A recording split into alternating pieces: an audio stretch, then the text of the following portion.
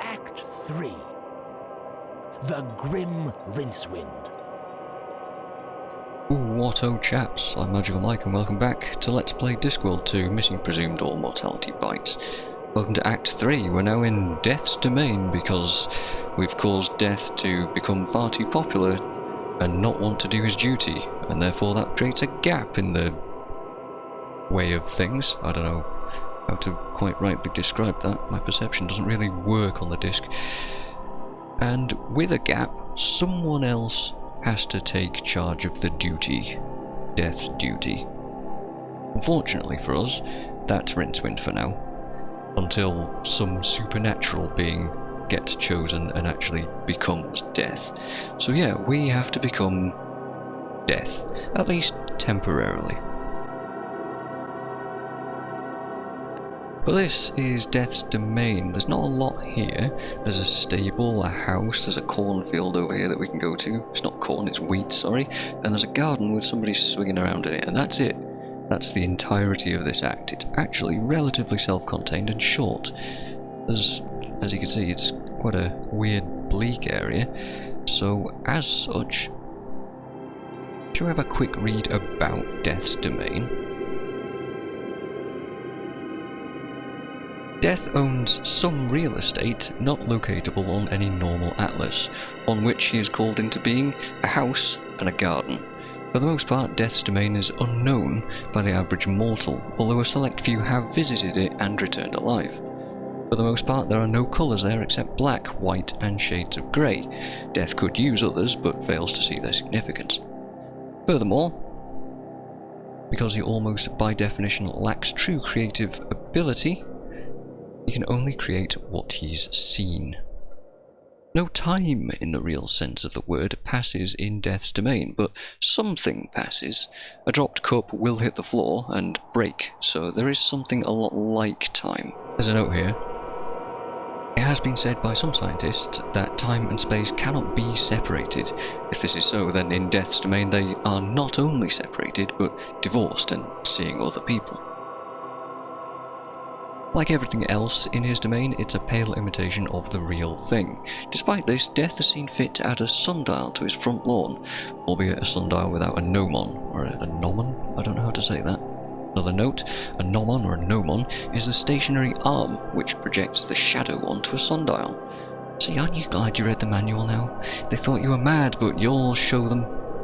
Or I'll show you, I guess. Besides, there is no sun, although despite this, the landscape is quite brilliantly illuminated. And I don't know who this person is, by the way, this guy with the crossbow. Not a clue. The two most important rooms in Death's house are his study and the library. The former contains myriad hourglasses which contain the sand of all the living entities on the Discworld.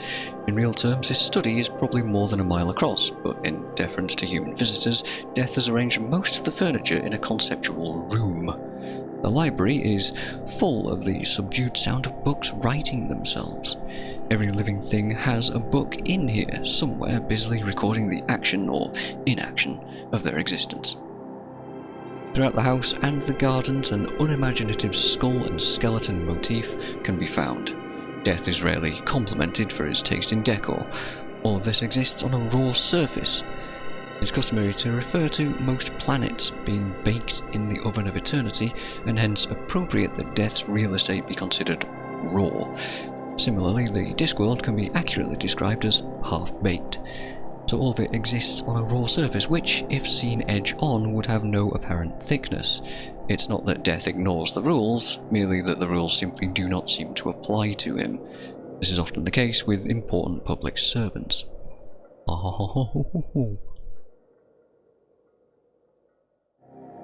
So yes, Death's domain. Strange place. There's a garden, as I said. Death's garden. It's probably full of black broccoli. Death seems like a broccoli kind of person.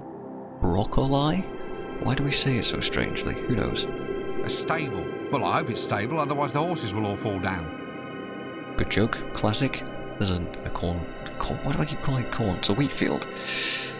And there's, of course, Death's house. Since this whole realm is actually an allegory of the collective imagination, I wonder why Death needs such a sturdy roof. Then again, maybe it's best just to never know. Well, since we're visiting, or residing in residence, let's go to the house first, huh? Here it is. Bit of information from the wiki. In the books, Death's house actually has a name. It's Mon Repos, or Repos, which means my rest, and is much larger inside than the outside. Perhaps a kind of a Doctor Who-y thing, but more realistically it's because Death hasn't actually mastered the sense of scale. He doesn't understand real distance or perspective, so its surroundings are blurred and seem quite distant, and that's why the house doesn't make any sense inside of it. The doors reach a height of several yards, which we'll see inside, yet they're only a few feet tall. Again, not really making sense. He has a bathroom, which he never uses because he's just a skeleton guy. It has a bar of bone-white rock-hard soap and a towel rack with white, hard towels. Death's house is full of cats, apparently, although we won't see any in this game. He also sends cats to heaven, where Maurice encounters Death. I don't know who Maurice is, but that's from the wiki. I guess if you've read the books, then there you go, you might know some stuff. We also won't see the bathroom, but plumbing confuses him, and the pipes inside of his house are completely solid. He didn't actually know that towels were soft either, and that they should be foldable. Like we said before, Death can only recreate. He has no sense of creation. He is Death after all. He's the antithesis of creation. He can't play music either. In soul music, you'll find out that he can only play an empty note, and I think he's got a violin somewhere, but he just can't play any music. He can't create. He's incapable. So let's have an explore around. I can't imagine there's much of a view. What exactly do you hope to see in the domain of Death? Who knows? I can't imagine. All these windows might have the same examination thing, but I'll try them anyway. I can't imagine. Yep. Death's homey little house, complete with black walls, black floors and black ceilings. It doesn't start looking any better as I get closer either. No, it's all quite dingy and, well, black. A chimney? How very odd. Does Death actually need a nice toasty fire of an evening? For that matter, is it ever evening here? Probably a good question. Can we reach the windows of the chimney? The door would be easier. That's a fair point. I'd need a really tall ladder or a grappling hook to get up there. Grappling, okay. I can't imagine. Still the same examination things here? So after all this time, I'm finally at Death's door. Funny, I always thought it would be a more dramatic moment. Well, it's not that dramatic, is it? There's a mat. A welcome mat on Death's doorstep. Still doesn't give the place a homey feel. Flowers. Oh, what a surprise. They're black. They're black. See, the funny thing about black holes, the main defining feature about them, is they're black. The thing about space, see, your main defining feature about space, is it's black. How are you supposed to see them then? I don't need one. Anyway, it wouldn't suit my lapel. Yeah, Rincewind does kind of stand out here, doesn't he? What's... there is something under the mat. Spoilers. We will interact with that at some point. You know what, let's just take it now. Hey, there's a little key under it. I was going to go through a whole thing, but what's the point? We'll just take the key. Notice our inventory is quite a bit smaller now. But for some reason, we still have this mouse, though. Don't really know why. Don't know. I really don't know why you carry him through the whole game. He has no further use. Feels like an average key to me. A key to Death's door. Shouldn't it be a skeleton key? Well, it kind of is. It does have a skull on it. Anyway, we don't need it. The door's open.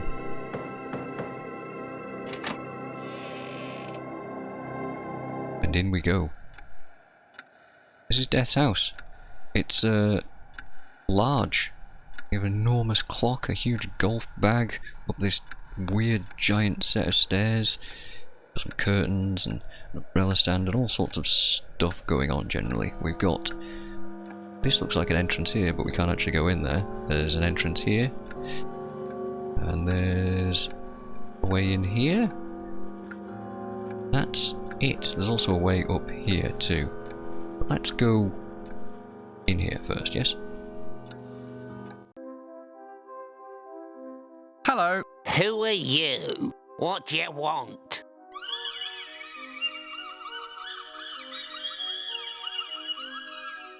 Yeah, that's right. Look, I'm here to become Death. You what? You know, Death. The Pale Horseman. Talks like this.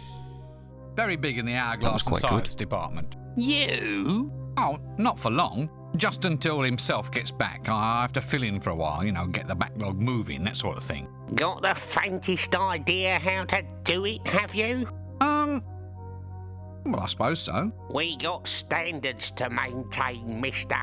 We takes a pride in our work. I ain't having you letting the side down. Listen, you got to be up to snuff before you can be deaf. Now, do you mean? Well, you got to be able to ride the pale horse, and you got to wear the right clothes. Death wouldn't be seen dead in anything but a black robe. Yeah, you'll need a scythe and a capital letter voice. Something chilling.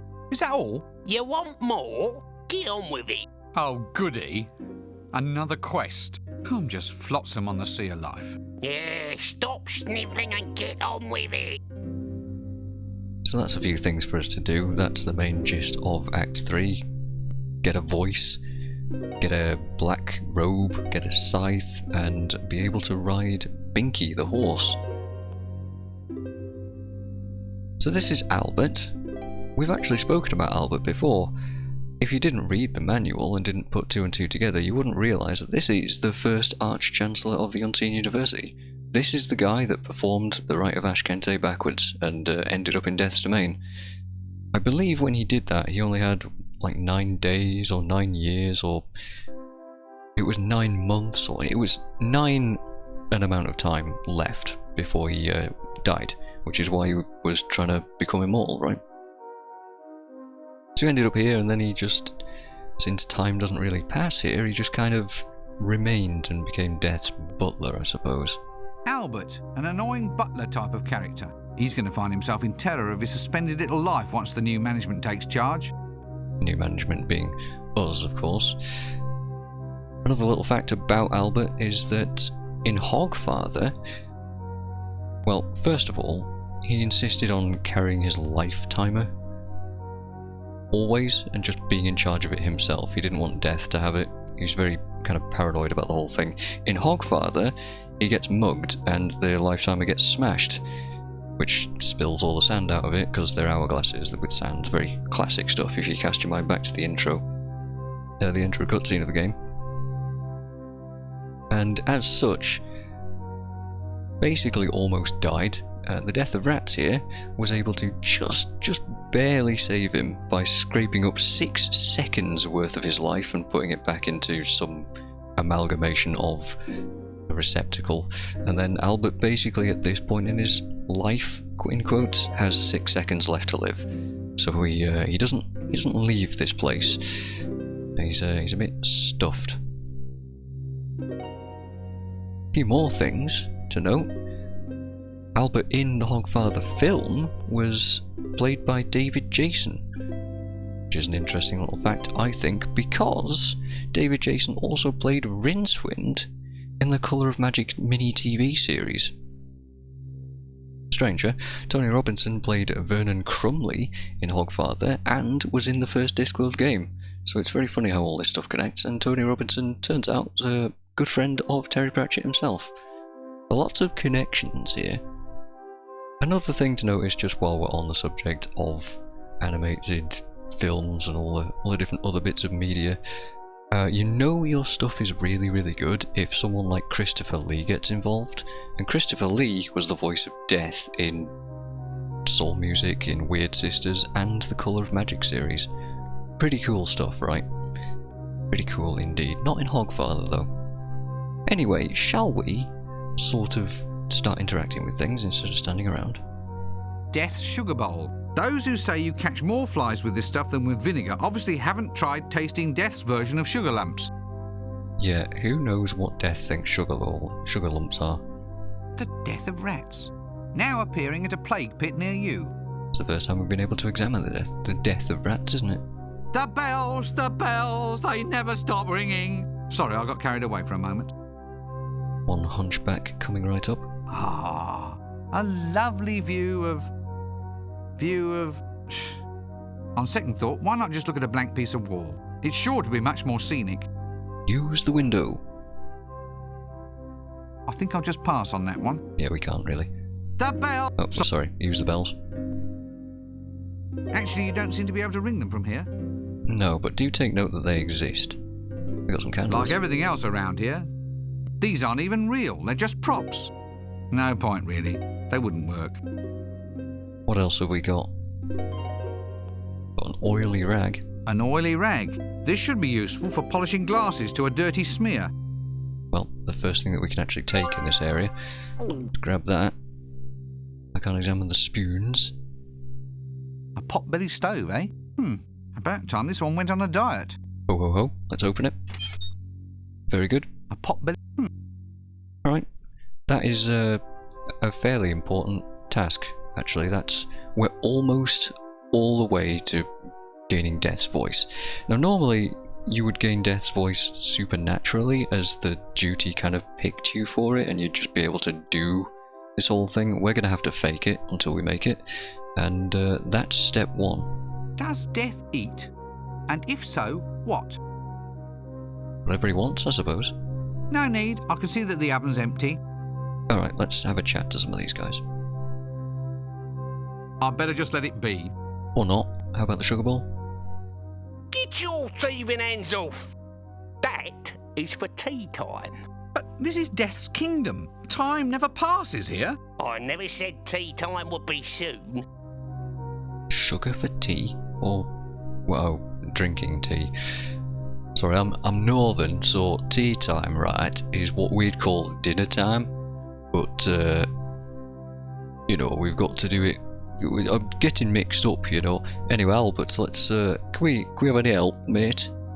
Having fun, are we? Look, what was it I was after again? I can't imagine, mister. Advanced psychological treatment, maybe. Just tell me what I'm supposed to be doing. A black cloak, a scythe, a deep booming voice, and a demonstration of your horsemanship. Surely even someone like you can remember that. I'll certainly do my best. It'll be Act 3. Let's make a save right there. Alright, we need a few things. We also will need that sugar bowl, but obviously we can't get it just yet. So, first of all, there is a scythe just over here. It rains here. Actually, there's no umbrella, just an old scythe. Well, let's take that then. That should be simple enough. Now we're cooking with charcoal. With this, I really feel the goods. Easy. That's step 1 done. There's also curtains. Nice black material. Made of black material. This curtain's stuck fast in place. Although this one is stuck. This one, though, stands out clearly. Nice and black. This one looks more mobile. Let's just take them down. Congrats, we got that now. That's almost some of the way there. So we've got a rag. Yuck, this has to be the greasiest and oiliest rag that I've ever seen. Ugh, it's all oily. Some thoughts as to what to do with that. Ooh, a scythe. The right tool for the right job, I always say. Now, let's go chop some wood. You know what, never mind. Ouch! I suppose it has to be sharp if it's to cut soles. A curtain? It's curtains, all right. Feels nice enough to wear. Nice enough to wear. Like as a robe, perhaps? Let's show these things to Albert.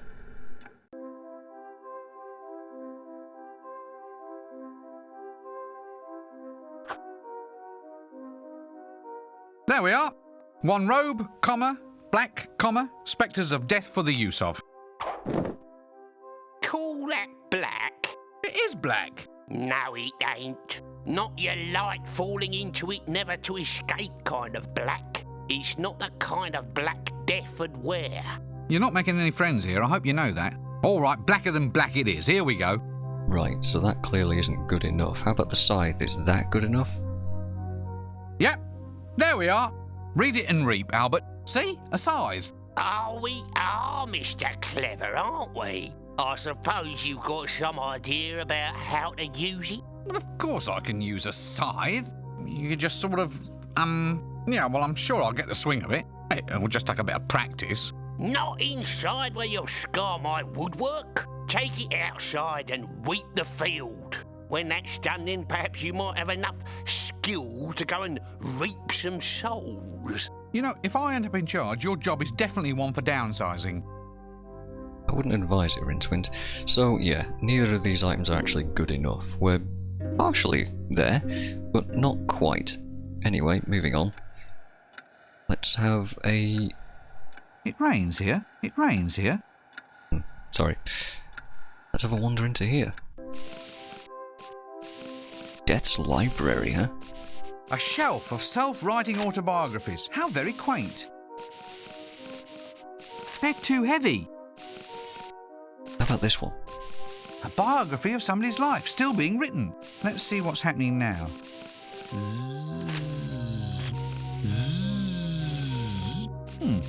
Must be the Arch-Chancellor. I was thinking it was the viewer right now, but never mind. I better not fiddle. I wouldn't want to wake him. Yeah, these books... Shelves filled with self-written life stories. I don't know why Death has these, but it's an interesting idea that it's just a bunch of books that are writing literally everybody's life. Shelves filled... They're too heavy. All of these are too heavy, apparently. How about this one? Wait a minute. This biography's mine, and it's been bloody remaindered. Some cheek. Well, if I can't take it, then who can? Alright, we got our own biography. Why would we want this? My life biography. Big print version, easy to read. Well, if it's so easy. Worth a peek. Maybe it'll tell me what's happening next. Good point. Rincewind sneaks a peek into his life book, expecting to read what'll happen next. Well, bugger, it looks like it only seems to write the present, and only the present, so that's not too useful. Yes, I'm beginning to get a bit of a theme for this room. Yes. Yep, all the shelves are now saying the same thing. Let's see. Whose is this? Albert. Now, what does it say at the moment? Albert sits and takes it easy, dreaming up more silly quests for the little twerp in the dress. Twerp, huh? Just wait until I become a real bona fide death. Then I'll deal with him. Yeah, it's funny how we just don't like Albert already. Locked. Now that strikes me as being suspiciously unfriendly. Locked, huh? Nope, can't budge it. Well, that key under the mat is the solution to that. I was going to come in here first and be like, oh, it's locked, where can we find the key? It's under the mat and it's here. So let's just open it up. Easy enough, right? Now we've got this alcove, which is very reminiscent of the very first major puzzle in Discworld 1, which is the closet is dark, or the pantry or whatever it was. And this is it. It's just a dark room. Oh, it's long. Long and hard. Long and hard and shiny. You know, I don't often get to feel them in this kind of condition. Shelves, I mean. I don't often feel shelves in the dark. Get your mind out of the gutter. Are you kidding? Who knows what's hiding in the dark? Yeah, so we can't actually do anything in here because it's just too dark. So off we go. That's it. We got a book that doesn't help us at all, and that's all we have in here, except now that we know the existence of a dark alcove. Great. What a lovely brutal swooshing sound this clock makes. It's strange that Death has a clock. I mean, I guess he has a concept of time, but since time doesn't really pass, what does this even do? Forget it. Time means nothing in this domain. A good idea, a good way of showing just how weird everything seems around here is, see this staircase looks not that tall? Well, up we come. Get a good idea of the sense of scale of everything and perception, and it's just, wow, I'm still talking and Rincewind ain't up there yet.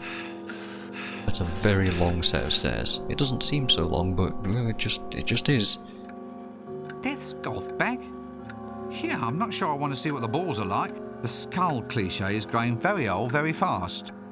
I think the balls are skulls. Oh, I'm not really a golf sort of person. Actually, I'm surprised Death had the time. And that's it. It's just set dressing. There's nothing we can do with that. And in here is a bedroom. I keep forgetting that I can That leads to the hallway. examine areas. Yeah, a bedroom with some toys and a piece of string, some candles, a window, a rabbit, and a bed, and it's all very colourful in here. Very curious. Still a skull motif going on though. Ah, a room with a view. Although what you'd want to gaze out at around here is utterly beyond me. Notice it looks like the hallway actually goes out here, at least it does to my sense of scale and perception, but maybe it is just odd. Haven't been there, don't want to see that. Fair enough.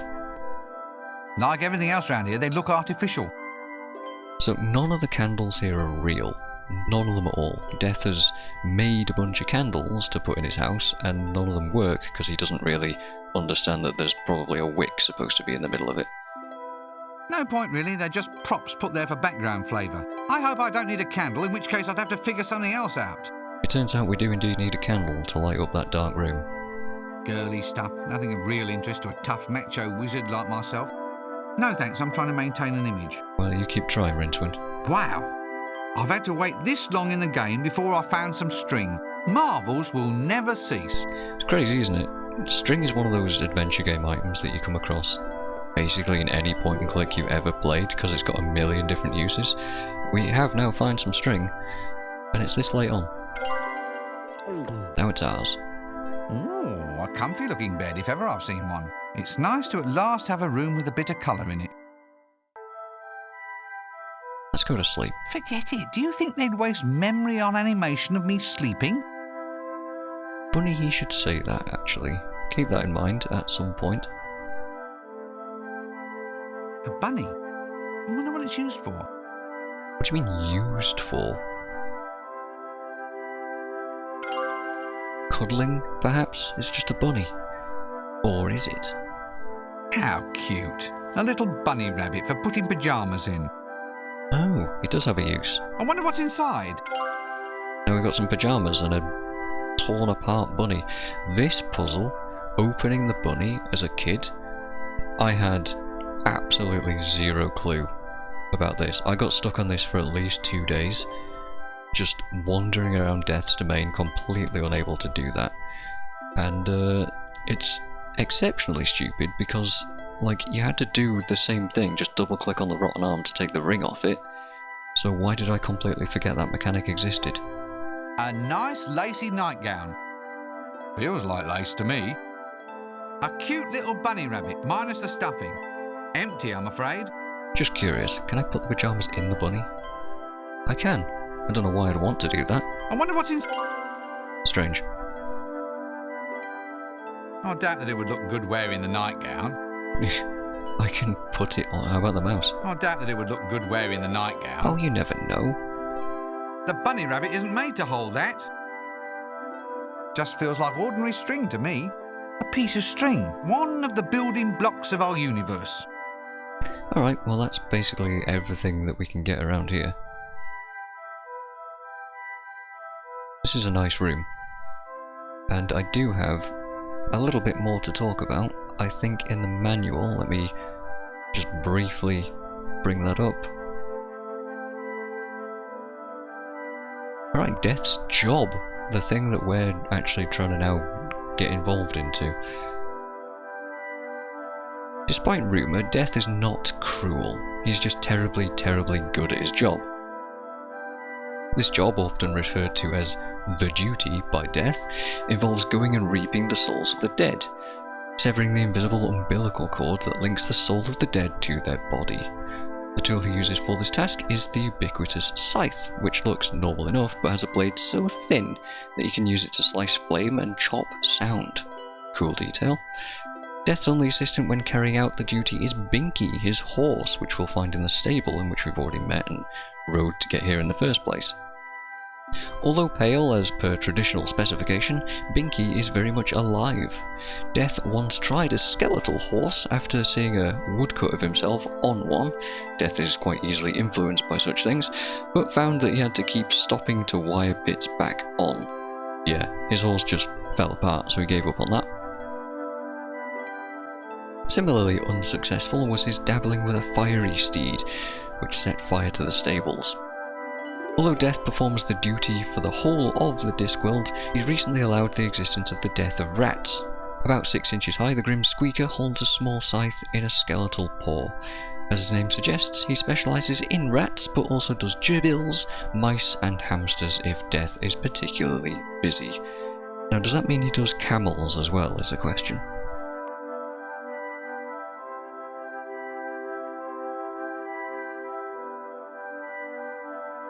Alright, well, moving onwards, I suppose.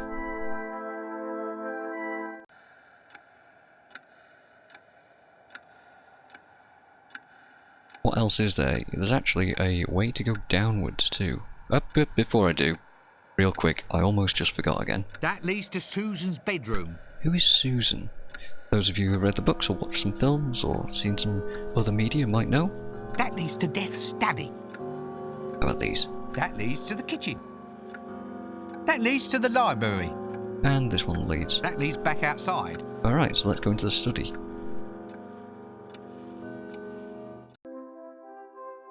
As you can see, the scale of everything is just insane. The house was not this big from the outside. It's enormous on the inside. But what is all of this? That leads to the hallway. I'm trying to find some tags to click on, and it's quite hard to find them, huh? Can't even click on the window. There we go, hourglasses. Each of these hourglasses represents somebody's life. Every grain of sand is a precious moment, never to be recaptured. I wonder what would happen if you added water. Strange question. Probably not one we should ever mess about with finding out about. Nah, no thanks, I'll only end up knocking the old lot down. Yeah, probably not worth messing about with all of this stuff. Each of these hourglasses, every grain... Same stuff. We got an inkwell, a ledger, a desk. This is Death's desk. Incredible. Each of these, Alright, there is a detail about this place, which is not represented here. But first let's just examine stuff. Wow, an executive toy! I wonder what it does. Well, let's find out. Some of us have got a game to play. This is a game. Notice how the pencil holder seems like it's got just one straight looking thing and maybe a scythe coming out of it, or is that a scythe that's on the cupboard in the background? I don't know, it's hard to tell. An inkwell, and it's full of ink. The blackest ink I've ever seen. Well, that's good. Maybe we could dye our curtain with it. Not a bad idea, but I'll need more ink first. We're onto something. Well, well, well. An inkwell, and it's so absolutely pitch black. I'm not touching that. My fingers would turn black. Yeah, we probably get lost in this dimension. A ledger. All good public servants need one. I wonder what's inside. I'll just sneak a look. Let's see. The last entry is Fool and Chucky. The last column hasn't been checked off yet. The previous entry says Scazzy's ants. Well, at least they're all correct and accounted for. Poor little souls. So apparently Scazzy's ants have been reaped. I guess the ants that he stomped a bunch. Let's try not to remember all of that. But yeah, since Chucky and the Fool never got actually reaped, the last column is blank. That was the job that Death was heading over to do, and we, Rincewind, cocked it all up. Ah, Death's desk. So this is where the big life and death decisions are made. I'll wait until I'm fully qualified before I sit there. Probably a wise idea, we can't examine any of this stuff. There's a cord. Looks like a servant's cord. Let's pull it and see what happens. I wonder what this does.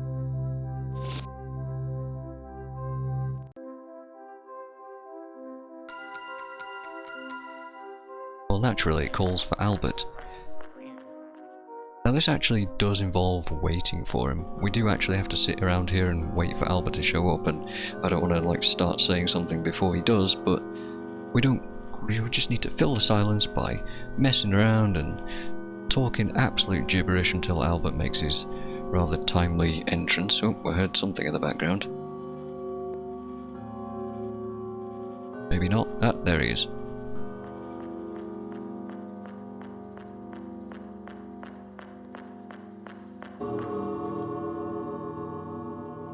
I take it you rang the bell, did you? That's right. And what was it you was wanting? No, nothing really. I must have forgotten. Wonderful, sir. Then I shall get back to my duties. Please don't hesitate to ring the next time you think you kind of maybe might have forgotten what you wanted. Oh, never fear, I will.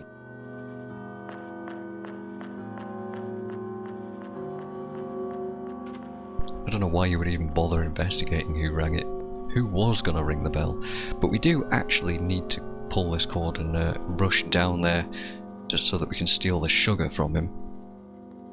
But first of all, that missing detail that I was talking about before, all of these hourglasses represent everybody, every living thing on the disc. Why they're all hourglasses is, well, standard, I guess. Does death make them? Do they just pop into existence when people get born? Who knows?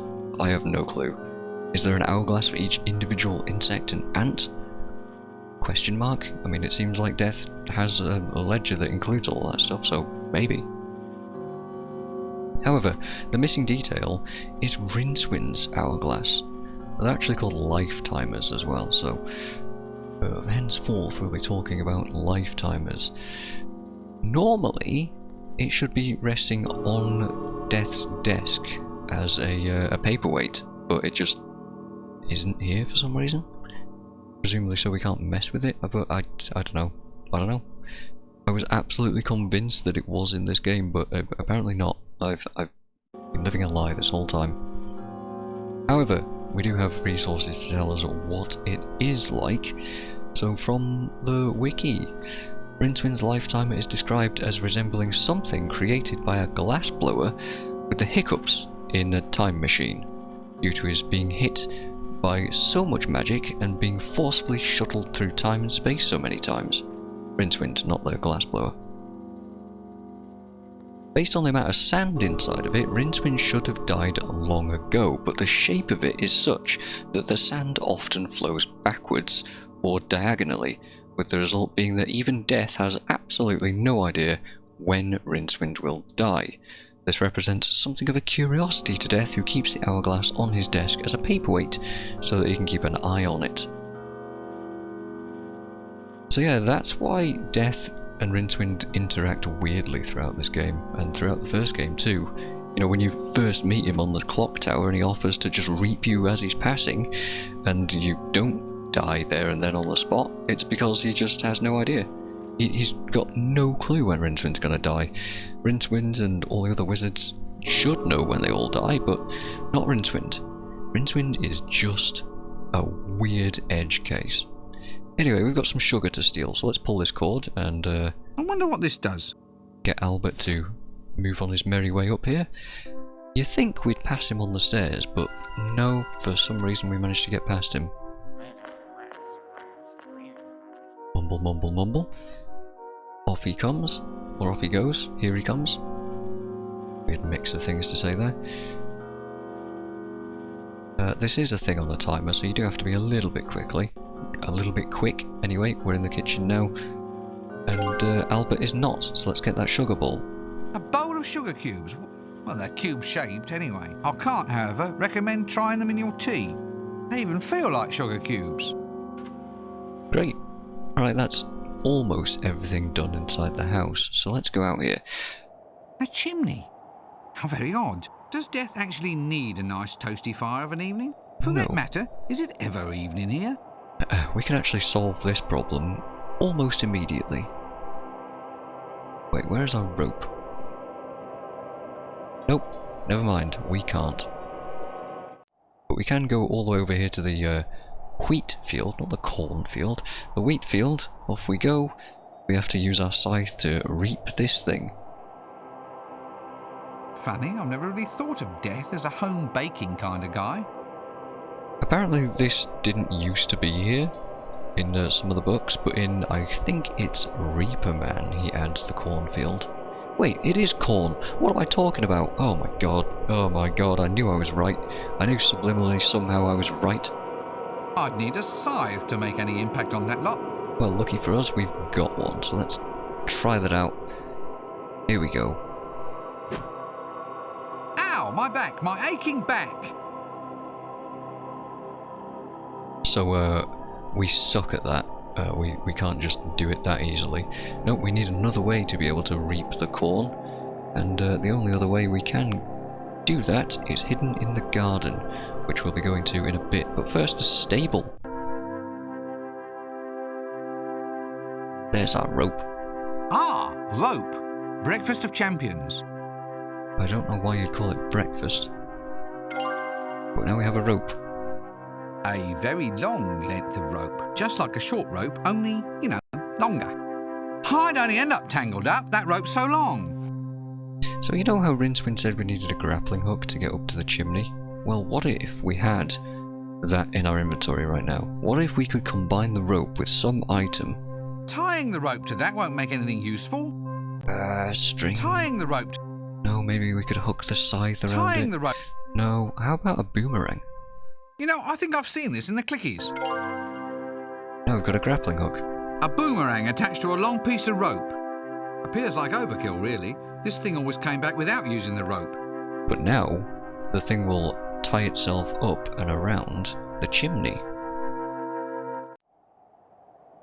So let's go and do that. The reason I'm doing this right now and I'm immediately leaving the stables is because we can solve the problem of the voice by chucking this up the chimney. Give it some welly, Rincewind. Not quite like that. Take two. Not quite like that either. Luckily we're just as adept at untying ourselves as the suffrage jester was. And there we go, we now have a way up to the chimney. A chimney? Does death... So let's climb up there.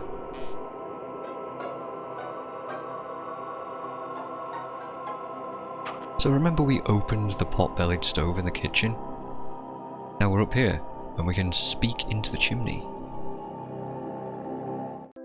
Albert. Albert. It is I. Death. Really, sir? Nice to have you back, sir. Now we can get rid of that little prat in the pointy hat and dress. Well, at least I've proved I can use the voice. It doesn't really count, but it counts just enough for Albert's case. Or for his sake, I suppose. I mean, it's not the supernatural voice that some people actually get, but it's good enough, right? Let's check out the stable now properly. What have we got? Can we examine this hay? No. We've got a saddle, we've got Binky, some straw. Get a proper look at Binky. You can't really see his hooves, which is a bit of an odd detail I'm only just noticing. Bits of dead grass. Of course it's dead. I'd pick them all up, but then I'd just be grasping at straws. Get it? Grasping at... All right, I apologise. All right? I love that there's sometimes little pauses between when they know the jokes are really bad. A high-stepping horse of doom. Now there's something you don't see every day. Can we just... Are you kidding? Can you imagine just how bony Death's horse would be to ride barebacked? Well, we can't just do that, I suppose. Binky's cool looking. I like how he looks. It's a strange name as well for the horse of death. Binky. Love that. Love that. Why does old Bony Bum have such a well-padded saddle? Is he frightened of chafing the horse? Let's use the saddle. It's just... Binky doesn't quite... Guess I need to win his confidence first. Doesn't quite trust us after the attempt that we made to actually get into this domain in the first place. But luckily for us, horses love sugar cubes, right? So let's feed him some of those. That's a good Binky. There, I think he likes me now. Pretty easy to make friends around here, I suppose. And now we've got a sugar pot that's actually empty. Formerly full of sugar, currently empty. Completely empty, I'm afraid. Alright, well, that could be useful for something. Now let's try and ride the horse. How hard could it be? There, he doesn't mind us now, does he? You see, Binky here isn't actually the problem. Now there's... think he's fine. Rincewind's not even bad at sitting on a horse, but Albert's not here to help us. Don't you just hate the way that certain characters join forces with game designers to make your life miserable? Yeah.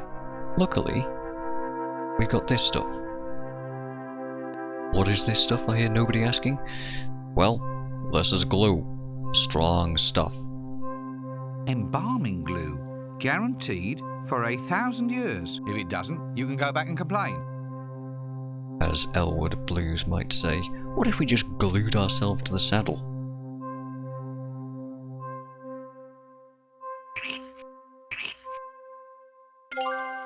Alright, and now we've used the glue and we've got a gluey saddle. A saddle smeared with glue.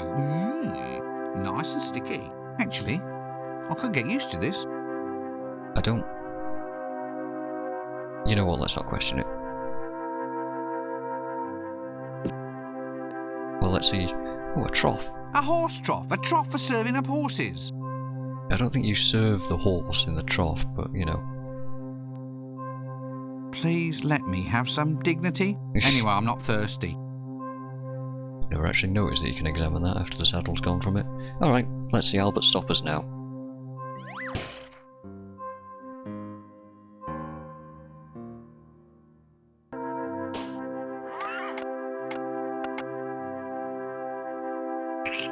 Very good.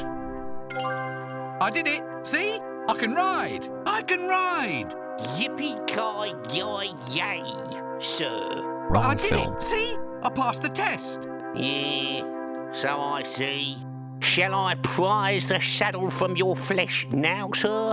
Or later? The trouble with you, Albert, is you have no sense of fun. I'll laugh when I'm prizing you out of that saddle, my friend.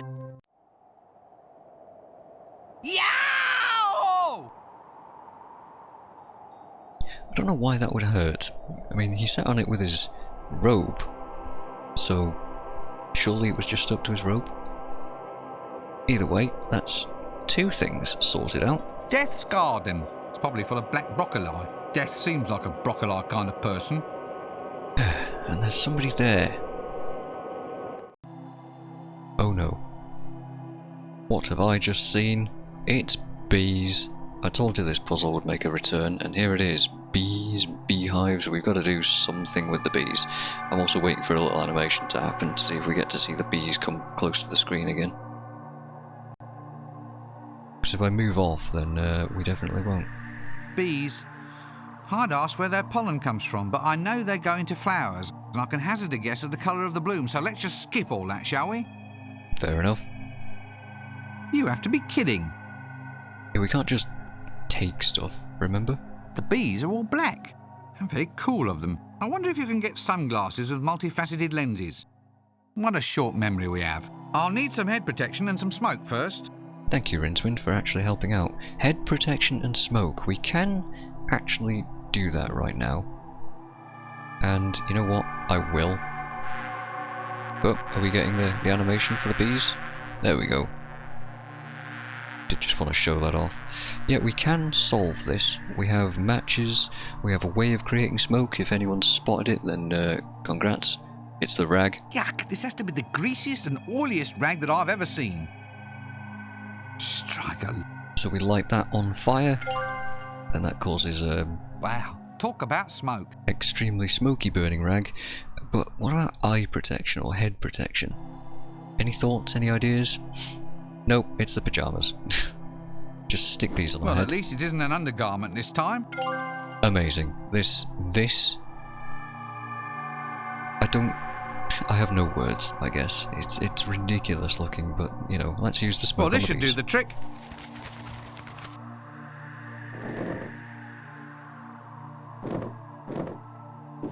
That should calm those down. And let's grab something from the sugar pot. I'll just sneak a little honey, they'll never notice. Of course, it's black. And beeswax, perhaps. I'll just grab some wax. Alright. Sinister black beeswax. I'm not exactly sure that it's a commercially viable product, but still it's very atmospheric, very malleable, and very black. Well, what would we need that for, perhaps? Who knows? Currently, we got a honey pot full of black honey too. A pot of evil black honey, as made by evil black bees. I don't know, I'd hesitate to call them evil. Thick and sticky. Twin seems to like sticky stuff. Anyway, that's that problem solved. We don't really know what the problem is that I just solved yet, but we'll find out at some point. Here's a gnome. Ooh. He's not a gnelf. He's not a gnoblin. He's a gnome. And we've been gnomed. A little skeleton gnome. How quaint. Grab him. I think he's beyond talking. Well, he's either dead or not real. He's also fishing. A jet black pond. And ooh, look, there's little white fish in it. Little white skeleton fish in it. Oh well, at least his fish food bills will be fairly small. Didn't actually want to examine the pond or with the fishing rod. A fishing rod for a garden gnome. Yeah, no real accounting for taste, is there? We can grab that, get it in luggage even though he's hiding. No way, who knows what's in it? Can't get in the pond. Yes, I think Death could probably do with some serious advice about his choice of decor. How about stealing the gnome? Talking to him would be a dead loss. A dead loss. Alright, well, this looks like a suitable place for us to dye our curtain inky, deathly black. So we pour the ink into the pond, thus creating more ink. This should really blacken the water. A pond filled with ink. Normally, I'd worry about killing the fish, but I think in this case, the point is moot. And then if we stick our curtain into that... Now this really is blacker than black. Now have a very good robe. Fascinating, isn't it? The length of desperate stupidity some people will go to just to solve a game. Alright, well we can't just use it on Rincewind, but now we've got a robe. A black robe. De rigueur for your actual spectre of death. Feels a bit wet and sticky, actually. A fishing rod with a nice hook on the end. By the way, although I am wearing a pointy hat, any garden gnome references will be taken most unkindly. Alright, I wasn't quite thinking of it, but now I am. Feels like a hook in need of some bait. Right, well, something to think about in a while, but not just yet. What's all of this? We've got a toy cart. Maybe someone's fixed Death's little red wagon. Hey, leave that alone, you! Alright, we can't just take it from her. We'll talk about this in a second. Here is that sundial with the gnome on I was talking about before. A sundial. It doesn't seem to have a pointy thing. You know, for casting a shadow. Without the gnome on. I can't even tell the time using an hourglass. Can you tell the time using an hourglass? I don't think that's possible, Rincewind. Alright, and over here is just the edge of the area and we can't go anywhere. There's nothing more to examine. I lied, there's a pit. A soul pit? I've heard of money pits, but this is a new one on me. Believe me, I'm tempted. Who wouldn't be, the way you're playing? Alright, I thought I was playing quite well. Sorry. There are some dots. Little dots. Little dots, each with 6 little legs. Come on, they're almost in the next world. I'd need something better than my hands to entice them back. Yeah. Those dots are ants, actually. The 6 legs, the ants that we were mentioned in the ledger. That's them.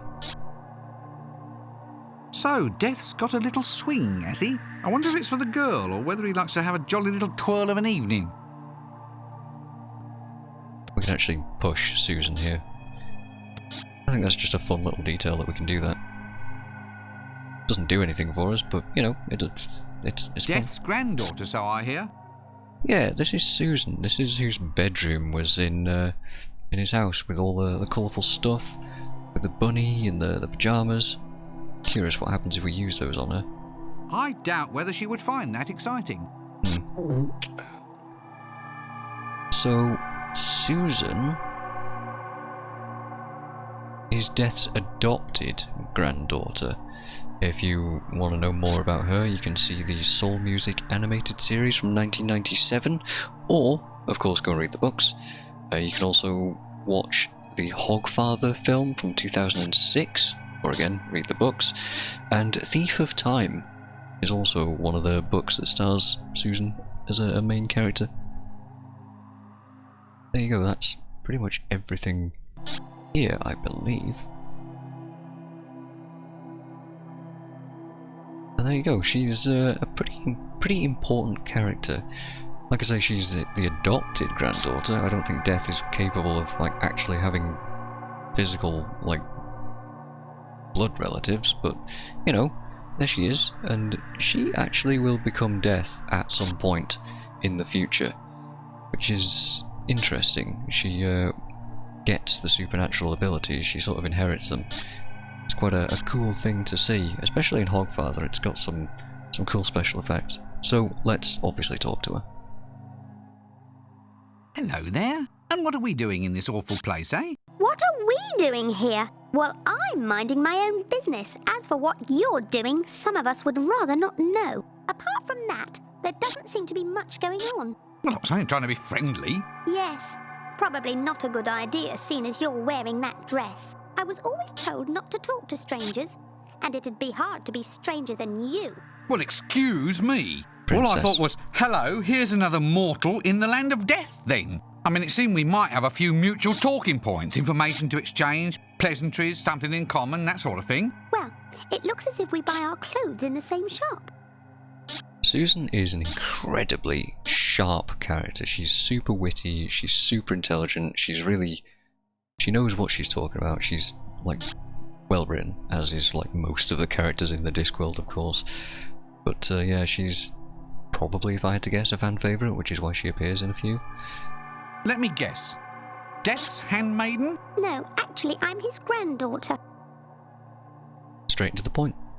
Was there something I can help you with? Well, it's just that I don't know quite what to do. I'm supposed to be standing in for Death, but I don't know what to do next. Yes? But what am I supposed to do? I mean, what does a living Death do with his time? It all seems dead boring to me. You'll have to give me a signal when you expect me to laugh. Oh. Okay. Well, what about this cart? Can we have that? My, what a lovely toy cart. You can't have it. Oh, please. Oh, all right then. But get me another toy first. One of the autobiographies from the Hall of Records should do. Something to laugh at. Laugh? Those are people's life stories we're talking about here. Real tragedies, hopes, dreams, triumphs and aspirations. How can you possibly find them amusing? I was thinking of yours. That should be a laugh. Just bring it here once you've found it. Luckily we came prepared. In a universe of infinite possibilities, I suppose that hairstyle had to come up somewhere. It's a bit of an odd hairstyle, isn't it? She looks very different when she grows up, huh? Anyway, Rincewind's biography, here we go. There. My ongoing life story. Are you satisfied? Oh, look. An autobiography with join the dot pictures. That's a catalogue of all my hopes and dreams, all my achievements. You treat it with just a little bit of respect, young lady. Oh, look. Here's your thought for the day. Ah, what does it say? Actually, the line is blank. Give it back. Some people just don't appreciate quality literature. Now just tell me something else you'll take in trade. Anything but the story of my life. All right. Go get me one of the really old biographies then. One of those ones with pictures. They're kept in a locked dark room somewhere inside. Right, so, yeah. Rincewind does not appreciate Susan having his book, which is a bit of a shame, but we have, I believe, everything we need to go and solve that little problem. So we need the cart, because we're going to attach the scythe to it, and that will allow us to reap the corn, not the wheat. I'm having to, like, remember what the hell I'm talking about here. Which will prove that we can use the scythe, because Rincewind's too lazy and he doesn't want to physically exercise himself. So we need to go into this dark room, and we did the whole bee puzzle so that we can make a candle, so that we can go in there and actually see what the hell we're doing. How do we make a candle? Combine the beeswax with a piece of string. Now we're cooking. Amazing. Rincewind did learn how to make candles by watching the shopkeeper, I suppose. Now that's a sinister black candle. Should look good on a sinister black coffee table, next to a sinister black hovel improvement magazine. It won't just light itself, you know. Good point. We do need to light it with the matches. And now we've got a lit black candle. A blazing, sinister black candle. Yeah. Why is it that sinister black candles always give out such poor light? It's miserly, that's what it is. I mean, there's so little point in sulking about it. You're a candle. Burning slowly down into a puddle is what you're meant to do. Ouch, it's hot. Yeah, probably don't go touching it, Rincewind. Alright, we'll take the candle and we'll go in here with it. And use it on the alcove. Easy peasy, right? That puzzle took me days to work out when I was a kid, but it's actually very simple. Just do the bee thing and then you got the candle. Old stone tablets. Must be from before paper was invented. I'd better try and find a loose one. Well, if your eyes aren't working, it's this one. It's pretty obvious. This tablet isn't so much written in pictographs as bad stick figure drawings describing pictographs, meaning it's either a caveman's biography or a graphic novel. I suppose either one should do just fine. We'll take that. There we go. And head on out with it. I think we just lost the candle, unless Rincewind has it in his inventory. Nope, we also seem to have lost his money pouch. Just a detail I didn't notice before. A life tablet. Oh, look, it even has a comic section. Feels like little scratchings in the stone. Alright, let's show this robe to Albert to prove that we've got the get-up, the gear to finish the job. Or to do the job in the first place, I suppose. Is this black enough? There we go. Light not only simply falls into it, but it doesn't even get a chance to scream. Yes. Well, the cut could be better. Albert! Oh, very well. I suppose beggars can't be choosers. Alright, so that's almost everything sorted out. We just need to prove that we can use the scythe, and then we've got the robe, we've got the voice, we've got the ability to ride Binky. That should be everything, so we just need that cart from Susan, which is something we can go and get pretty easily, now that we've got that stone tablet. So let us head on over to the garden.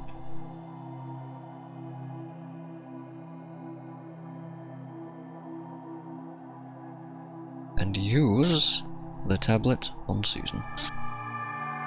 There. Are you satisfied? Perfectly. This one's much better than yours. Here's the cart to play with. Let me know when you turn up in court. I don't know why we'd turn up in court. I don't know why that. I was thinking maybe it was written in his biography, but that doesn't make sense, does it? Because it hasn't been written yet. Unless he's about to go and commit some ridiculous things.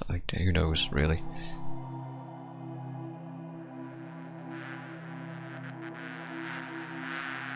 I was going to sit here and read a thing, but maybe I don't want to listen to the bees going back and forth. So we'll just wander off this screen. And there is one final bit of the manual that I want to share with you guys here. And that is being dead. From the point of view of the recently dead, the world suddenly looks at one and the same time very complicated and very simple.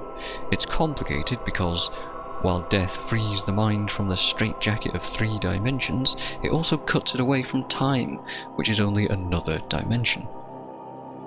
So a cat can be seen as a tiny kitten and a half-blind moggy in every stage in between, all at once. Since it will have started off small, it'll look like a white cat-shaped carrot, a description that'll have to do until people invent proper 4-dimensional adjectives. It should be noted that the dead stick to normal temporal perception by force of habit, one of the strongest forces in the universe. It is simple, on the other hand, because the self-delusion that attends the living is immediately stripped away.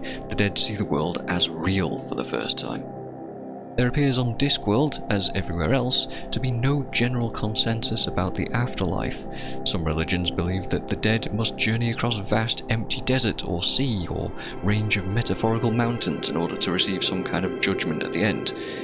There are various heavens and hells, and it appears that the soul's ultimate destination is that place where its owner, shorn by death of all self-deception, believes he or she ought to go. An upshot of this is that they won't go to any kind of hell if they don't know anything about it, a depressing thought that should call for the instant cessation of all missionary activity. Basically, everyone gets what they think is coming to them. This does not seem fair, but then no one ever said it would be. I believe that's everything from the manual at this point that is relevant to the game. I may be wrong about that, there are still some bits and pieces to share in the manual that we'll do at the end of the game. But for now, we need to go all the way over to this wheat field and do some hard labour, or at least Rincewind's version of hard labour anyway.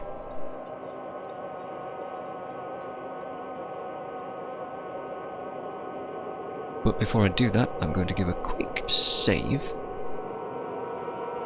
So, A toy cart. Now all we need are some teeny weeny oxen, some teeny weeny people, and we can start a teeny weeny wagon train. how about the wee free men? Feels just like a cart, but maybe I could make something of it. We could indeed make something of it if we combine the magnet and the cart. Nope. Guess they aren't attracted. The magnet and the knife. Sure. There seems to be some sort of attraction, but what good does it do me? I don't know. Nothing, actually. We're going to combine the scythe with the cart. I think I can wedge this in at the front. There we have the Reaper. My special patented reaping machine. It feels like it should do the job.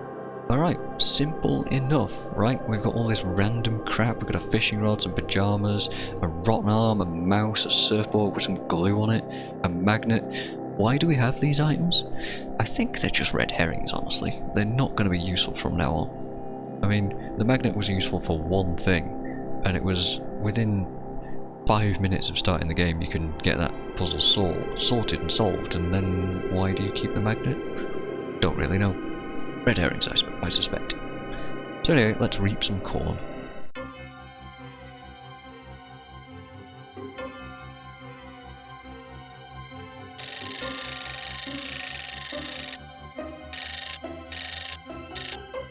Wonder if this is where Mario Party got their idea for that one minigame from. Probably not, but there we go. Done. We've now proved that we can use the scythe. We've proved that we have the clothes. We've proved we have the voice. And we've proved that we can ride Binky. So Albert should be pretty pleased with all that now. Let's go and find out. Ha! An entire field of corn reaped. Yeah, I've got you trembling now, eh? I'm apocalypse material now. Oh, indeed, sir. You're gonna strike fear and trembling into blades of grass everywhere. Right, I've ridden the horse, got the clothes, the voice, the scythe, the moves. Now, hold on. Being deaf isn't like delivering the papers. No. I can't let you go out hacking and slaying wholesale until you've had a trial run. Start small, mister. Collect 100 souls first, and then maybe you'll be ready to get out there and slay them. 100 souls? Right now? Yep. Look, couldn't we, just come to an arrangement? Come on, 10 gold pieces says we just, forget all about it and get on with the story. Bribery, eh? Trying to buy your way out of a quest? Where would we be if everyone tried that, eh? Fine, right, well, let's go get 100 lovely souls for Albert and the principle of complicated gaming, eh? Bye-bye, mister. Don't trip and decapitate yourself on the way out. I'll try my hardest not to. Albert clearly does not want us to do this job. Ah, the gentleman from the Assassin's Guild. Do please come in and abase yourself at the edge of the yellow line. This is the patrician, by the way. Now, come closer while I explain. Ankh-Morpork, not some other random place. And the assassin from the start of the game. Not that close, not that close. Oh, sorry. Now look, I want someone removed. A potential troublemaker. Somebody who's become too popular for his, or should I say, my good. And there has to be no way of connecting myself with his demise. Say no more, sir, say no more. We shall strike like the subtle hand of doom, leaving nothing but weeping in our wake. For you see, we are the night. You are? I thought you were the Assassin's Guild. Ah, well, we are the Assassin's Guild, but we are also the night. So, in fact, you're that period of the diurnal rhythm defined by darkness, are you? So, nighttime thefts, muggings, murders, and overnight cart parking in restricted zones. We can just start billing the Assassin's Guild directly, can we? No more fussing about with tax collectors and fines. What?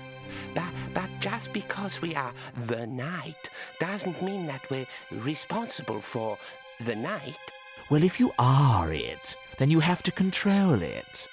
And if you control it, then you're responsible for it. This seems eminently sensible. I have a few thousand unpaid bills we can send your way by tomorrow. No. Now look. All right, we aren't the night, but we are of the night. So we are an integral part of the night, without assuming any controlling or otherwise responsible position. So, whereas we can assume custodianship of unpaid bills, this will only be as a storage facility, a favor to you, my lord, until we find someone who utterly encompasses all aspects of the night, whereupon we can pass the bills on to him. Oh, very well. So, in the meantime, just get on with this new job, huh? And don't mess it up like you did with the Fool's Guild last time. The plot thickens. Ah yes, the patrician. The only time we'll actually see the patrician in this whole game. In the first game, we were very intricately familiar with him, because he's a bureaucratic arsehole, to put it bluntly. And yeah, he has the Assassin's Guild to make murder legal and controllable. Because any non-Assassin's Guild murders, the stuff that doesn't fall onto the quota, will be illegal murder, which will be controlled by the Assassin's Guild. Similarly, the Thieves Guild. There is an amount that you're allowed to steal if you're part of the guild, and if you're not part of the guild, then that's illegal, and that's treading on the guild's turf, and then the guild will come and do something about it. It's a self-regulating system, all ingeniously devised by the patrician of Ankh-Morpork, who is, like I said, just a bureaucrat, and nobody really likes him, but obviously nobody's ever going to say that to his face or give any kind of hint that that's the case, so everybody actually really loves him, with an asterisk on the side. But yeah, turns out that he orchestrated the killing of Chucky and the Fool at the start of the game, and Rincewind kind of buggered that up, and he now wants to orchestrate a murder of somebody else. So we might be in a bit of danger here. Anyway, we need 100 souls, and how do we do that? Well, we actually have all the items necessary to do it. We have a fishing rod and a honey pot. The honey pot on the fishing rod as bait. A fishing rod baited with black honey. I sure hope you don't expect me to go fishing for black bears. Let's just get on with it, shall we? Yes, indeed. How did we move ants previously? These souls, these dots, are 100 ants that we read about in the ledger. We know what these are. We know we moved the ants previously with the picnic basket to Hex using honey. Join the dots, quite literally in this case. Let's fish up some souls.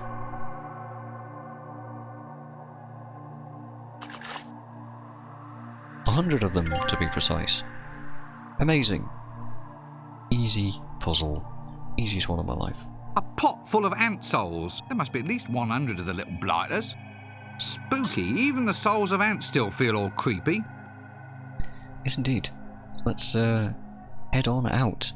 That's it. That should be enough to convince Albert that we're good enough at our job.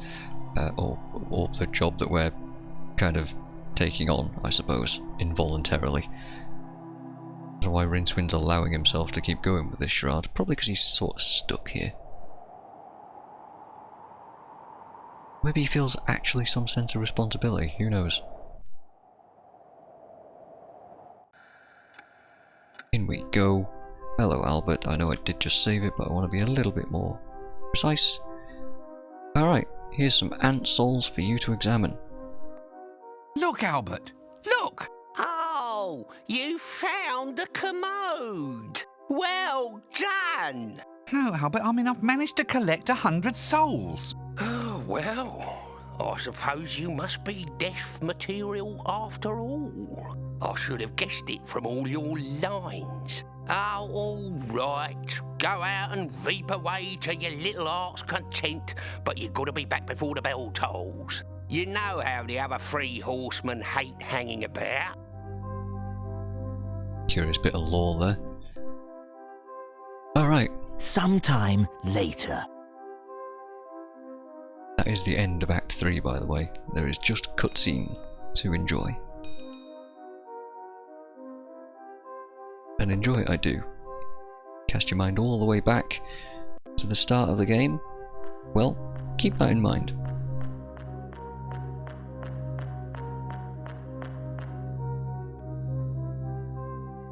Oh, there you are, sir. And quite the part you look. There's a job for you. Your very first.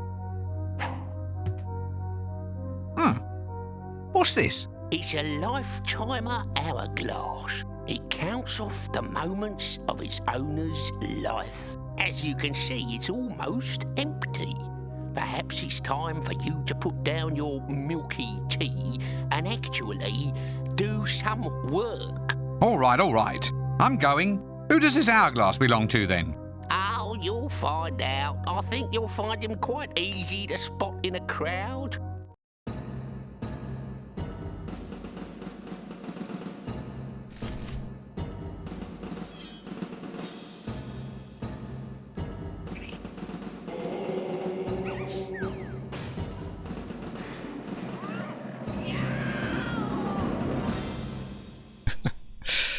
Oh, I love it.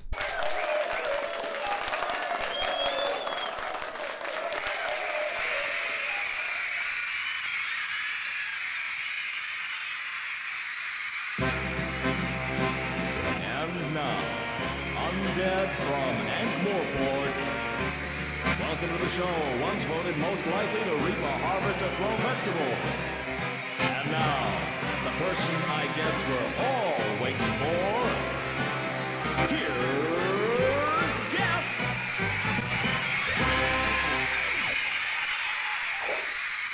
Whoa. Yeah. All right. Thank you, ladies and gentlemen. You're a beautiful audience, if somewhat stupid.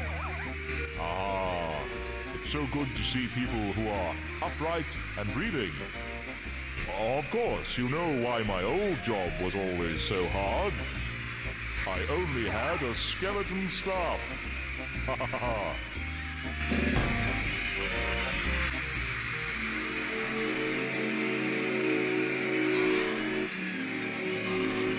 Knock knock. Who's there? Death. Death who? Death. Oh! Thank you. Thank you. Thank you.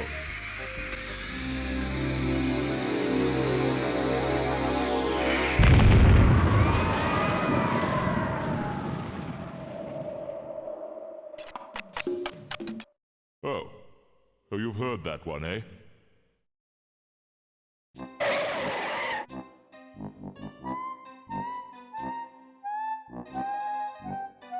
Alas, poor Death. I knew him, Horatio, a man of infinite jest. Well, not exactly infinite. I didn't think I was doing too badly. Maybe it's best not to quibble at this point in the proceedings. This is ridiculous. How can death die? The more like me you became, the more mortal I became. Sod it. I was just starting to get the hang of this. Oh dear, I really do think I'm fading. Maybe taking time off from my job wasn't such a good idea after all. Ah well, I suppose it's in good hands. Ta-ta, have fun being the Grim Reaper. Grim Reaper? What do you mean, Grim Reaper? Well, if I'm gone, then the job's yours. Through all eternity. But I can't be the Grim Reaper. I'll get queasy just squishing caterpillars on the baby lettuces. No, stop it. I don't want to be left holding the scythe. Nope, I'm slipping, I'm afraid.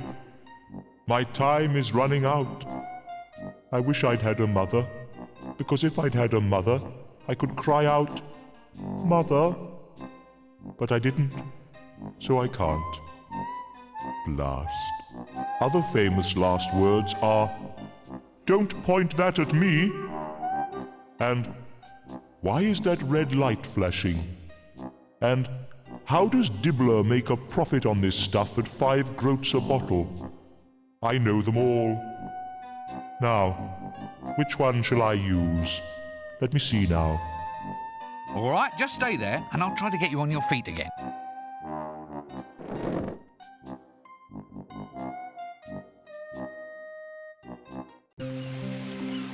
Act 4. Till death us do part. And with that, I'm going to have to see you next time. Thank you very much for watching the end of Act 3. Next time, we'll do Act 4, the epilogue, read the final bits and pieces of the manual that we've skipped, and we will do the Easter eggy stuff. But until then, see you next time.